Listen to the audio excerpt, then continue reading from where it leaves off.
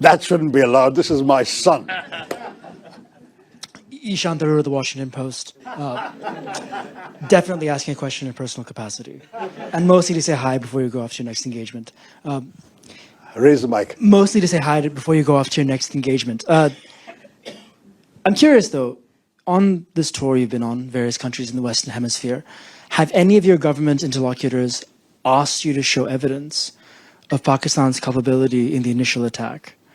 And what do you say to the repeated Pakistani denials of having any hand in the initial attack? Okay, well, I'm very glad you raised this, Ishan, though I didn't plant it, I promise you. This guy does this to his dad. Very simply, no one had any doubt, and we were not asked for evidence. But media have asked, and so you are speaking for your tribe in that in 2 or 3 places, media asked this question. Let me say very clearly that India would not have done this without convincing evidence. But there were 3 particular reasons I want to draw your attention to, all of you. The first is that we've had a 37-year pattern of repeated terror attacks from Pakistan, accompanied by repeated denials. I mean, Americans haven't forgotten that Pakistan didn't know, allegedly, where Osama bin Laden was until he was found in a Pakistani safe house right next to an army camp in a cantonment city. That's Pakistan. Mumbai attacks, they denied having anything to do with it. One of the terrorists was captured alive. His name, his identity, his address in Pakistan, everything was revealed. Under interrogation, he told us where he was trained, what was done. The US intelligence, as well as ours, recorded the chilling voice of the Pakistani handler giving minute-by-minute instructions to the killers in Mumbai, telling them where to go. And they were monitoring Indian TV and saying, there are people hiding on the 3rd floor of that hotel, go and shoot them there. This kind of thing is going on. Your sources recorded this too. So we know what Pakistan's all about. They will dispatch terrorists. They will deny they did so until they're actually caught with red hands. That's the first.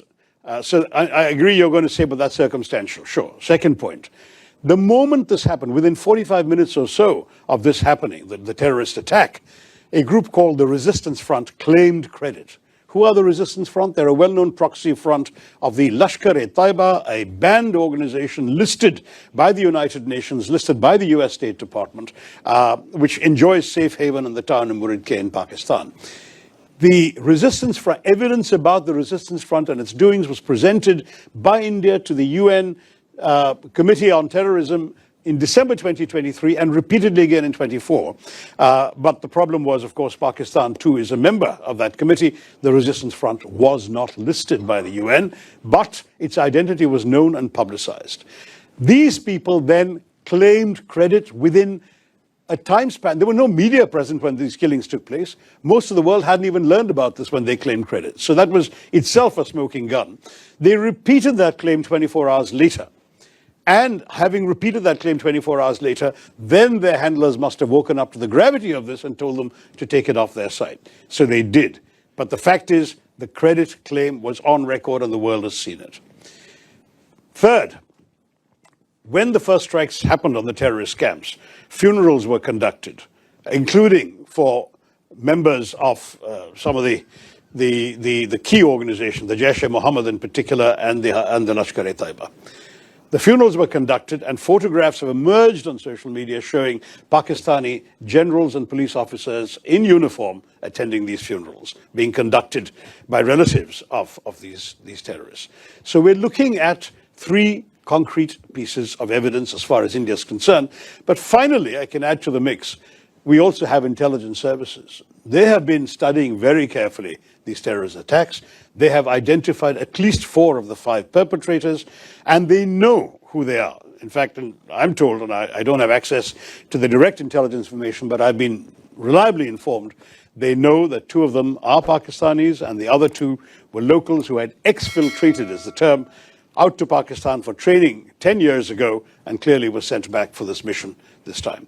So it's on the basis of all of this put together that we said, we know who did this, and we will take action. And that's exactly what we did. I can assure you India is not the kind of country that would undertake a military operation without very solid basis for doing so. This was not some random terror attack. I must say our government counts 24 terrorist attacks in the course of last year emanating from Pakistan, but none of them required this kind of response. We dealt with them. We either got the terrorists or killed them. Minimal damage, very little loss of life. We dealt with it. This showed all the hallmarks of a sophisticated, planned, deliberate operation with reconnaissance, with intelligence work, with a modus operandi worked out, this cynical exercise of asking people their religion, shooting them between the eyes. This is not an ordinary terrorist, some bearded fanatic blowing himself up outside a supermarket. This is not that. This is a serious quasi-military style operation, and it required a military response.